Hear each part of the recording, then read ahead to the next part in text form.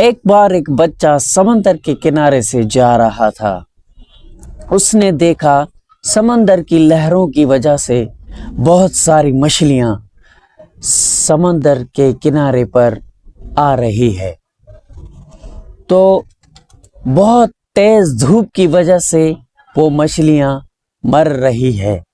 तो उस बच्चे ने एक मछली को उठाता, फिर उसको समंदर में जाकर फेंकता, फिर एक को उठाता, फिर समंदर में जाके उसको फेंकता।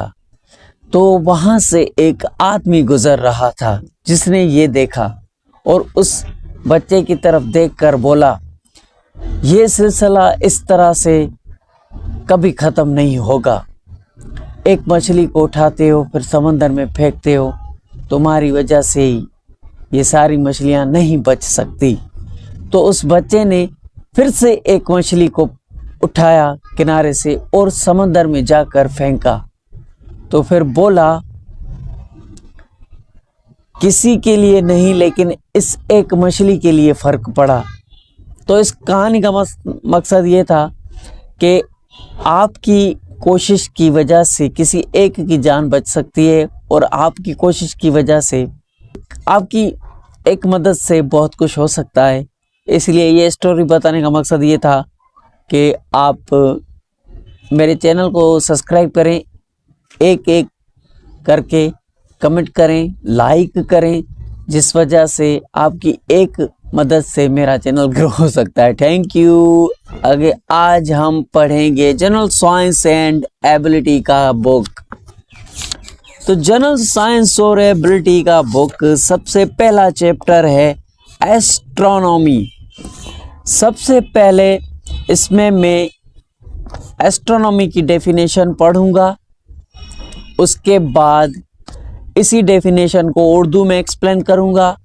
उसके बाद इसमें जो जो वर्ड्स आते हैं उन वर्ड्स की लिस्ट बना के आपको एक एक वर्ड्स को एक्सप्लेन करके लास्ट में आपको ये वर्ड्स स्क्रीन पर शो करवाऊंगा और उसके बाद व्हाट्सएप पर ये ग्रुप में वोकैब वर्ड शेयर करूंगा।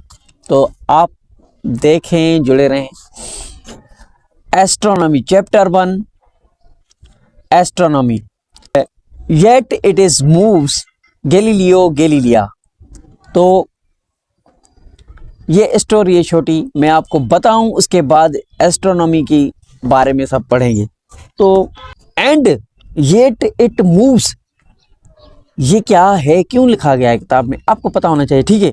तो आज का ये इंट्रोडक्शन का लेक्चर है, बाद में हम ये सब थ्योरी, सब जो भी इस एस्ट्रोनॉमी की डेफिनेशन में आएगा उसको एक अलग अलग करके टॉपिक डीपली डिस्कस करेंगे। लेकिन आज का ये एस्ट्रोनॉमी और इसकी डेफिनेशन के बारे में कंप्लीट चैप्टर 1 के बारे में बात करेंगे, ठीक है। ये थ्योरी है, कुछ कहते हैं हेलियोसेंट्रिक और एक और थ्योरी है। तो ये कुछ साइंटिस्ट कहते हैं कि गैलीलिया कहते हैं ज़मीन भी चक्कर लगाती है, सूरज के गोल घूमती है, सूरज एक जगह पर स्टिल है, बाकी सारे ऑब्जेक्ट्स उसके गिर्द घूमते हैं। लेकिन चर्च ने कहा था ज़मीन एक जगह पर ठहरी हुई है, बाकी सारे ऑब्जेक्ट उसके गिर्द घूमते हैं। ये दो थ्योरी है। एक कहते हैं सूरज एक जगह पर खड़ा हुआ है, बाकी ऑब्जेक्ट उसके गिर्द घूमते हैं। दूसरे ने कहा कि अर्थ एक जगह पर स्टिल है, खड़ी हुई है, बाकी सारे ऑब्जेक्ट उसके गिर्द घूमते हैं। ये दो थ्योरी है, ठीक है। इसको हम बाद में देखेंगे। अभी हम चैप्टर को शुरू करते हैं कि एस्ट्रोनॉमी क्या है, ठीक है। Astronomy is the study of universal and the celestial bodies. ये आप इसमें देख सकते हैं कि ये सेलेस्टियल बॉडी आ गई। ये बाद में आपको वोकैब सारी सेंड करता हूँ। सेलेस्टियल बॉडी क्या होती है, एस्ट्रोनॉमी क्या होती है, यूनिवर्सल, ये सब वर्ड्स अभी हम शुरू से लेकर आखिर तक डेफिनेशन और चैप्टर 1 पढ़ते हैं, ठीक है। Astronomy is the study of universal and the celestial bodies, gas, dust with in it, ठीक है। Astronomy includes observation theories about the solar system, the stars, the galaxies, and the general structure of space. Full stop. The vast empty space around us that consists of stars, solar systems, galaxies, etc. It is called universe. It is defined as the sum total of all matters, energies that exist or has existed both in the space and time. The universal can also be defined as the totality of the everything that exist, including all the matters and energies, the planets, stars, and the galaxies, and the contents of the intergalactic space.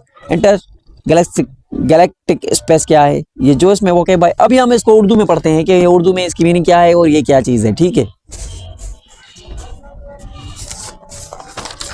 Chapter 1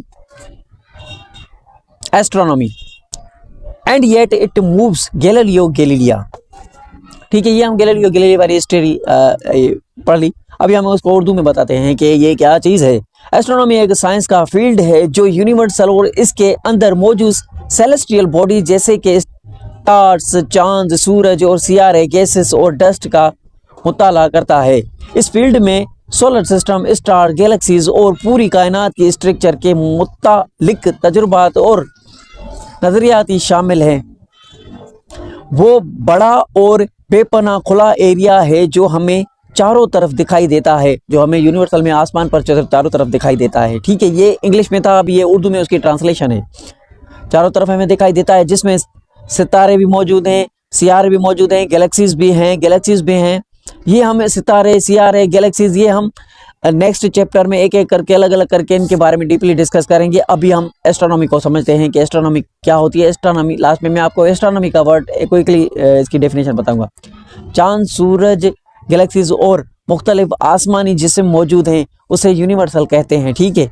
universal की एक और तारीफ ये भी है, हर वो चीज़ जो मौजूद है या मौजूद थी कभी ज़िंदगी में या कभी पहले मौजूद थी, अभी नहीं है, जिसमें तमाम मादा मतलब कि मैटर, जो अभी हमने डिस्कस किया, लिखा हुआ था मैटर और एनर्जी और ऊर्जा, एनर्जी, सयारे, सितारे, गैलेक्सीज और इंटर गैलेक्टिक स्पेस का हर हिस्सा शामिल है।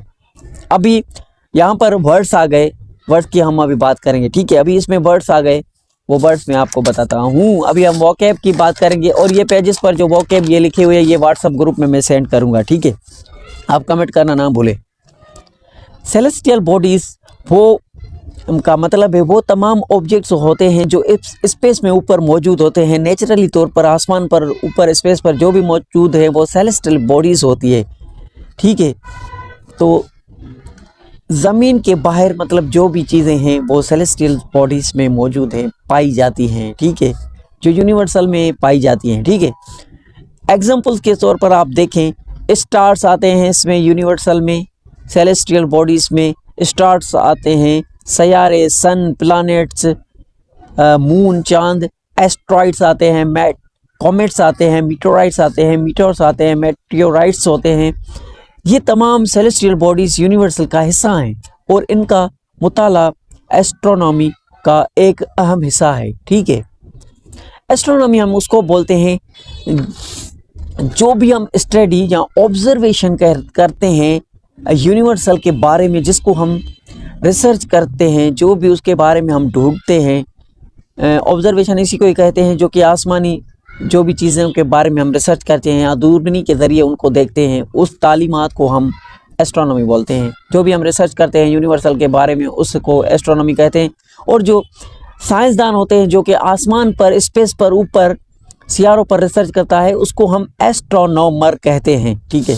समझ गए होंगे आप, होप आई होप। तो उसके बाद दूसरा वर्ड आता है जो इसमें था, वो है ऑब्जर्वेशंस।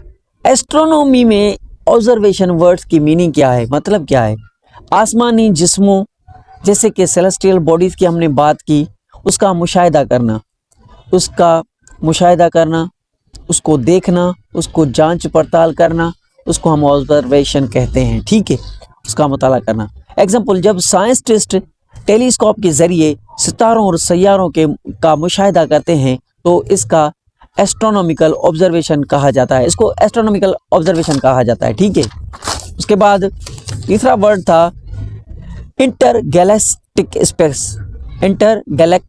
स्पेस। ये इसका मतलब है दो गैलेक्सीज के दरमियान का खाली हिस्सा, फासला या स्पेस।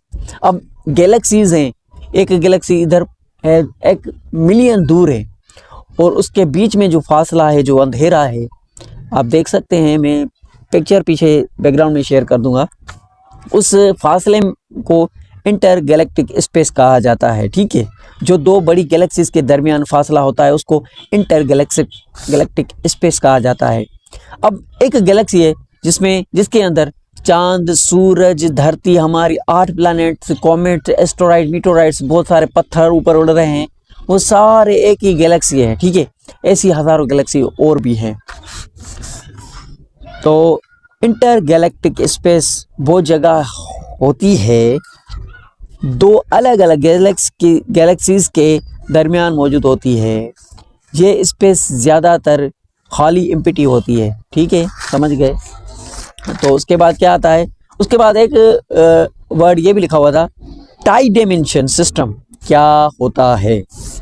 टाई डायमेंशन सिस्टम का मतलब होता है कि ऐसा सिस्टम जो 3 डायमेंशन 3D में मौजूद होता है। ये लंबाई, लेंथ और विड्थ, चौड़ाई और हाइट, ऊंचाई पर मुबनी होता है। 3D ऑब्जेक्ट होता है। ठीक है, जिसको हम ट्राई डायमेंशन सिस्टम कहते हैं। एस्ट्रोनॉमिक और फिजिक्स में इसको ट्राई डायमेंशन सिस्टम कहा जाता है। ठीक है, अब ट्राई डायमेंशन सिस्टम एस्ट्रोनॉमी और फिजिक्स में क्या है, इसमें स्पेस, कायनात ट्राई डायमेंशन में यूनिवर्सल एक 3D डायमेंशन में मौजूद है। ठीक है, जिसे हर चीज़ एक्स एक्सिल या वाई एक्सिल या जेड एक्सिल पर मौजूद होती है, हर चीज़ इसमें। ठीक है, 3D डायमेंशन सिस्टम में एक्स एक्सिल, वाई एक्सिल या जेड एक्सिल पर मौजूद होती है। येट इट इज़ मूव, ये हमने पहले बात कर ली। तो ये था आज का लेक्चर, हमने पढ़ा। अभी हम नेक्स्ट में पढ़ेंगे, इसी बुक में लिखा हुआ है कि chapter 1 astronomical system of unit क्या होता है। इसमें astronomy unit of time, astronomy unit of mass, astronomy unit of length और उसके बाद ओरिजिन ऑफ यूनिवर्सल कायनात वजूद में किस तरह से आई, वो चैप्टर इस बुक में लिखा हुआ है। तो keep watching, stay connected, reading writing still connected. Comment जरूर करना व्हाट्सएप के लिए। Thank you, keep watching, stay connected. अल्लाह हाफिज़।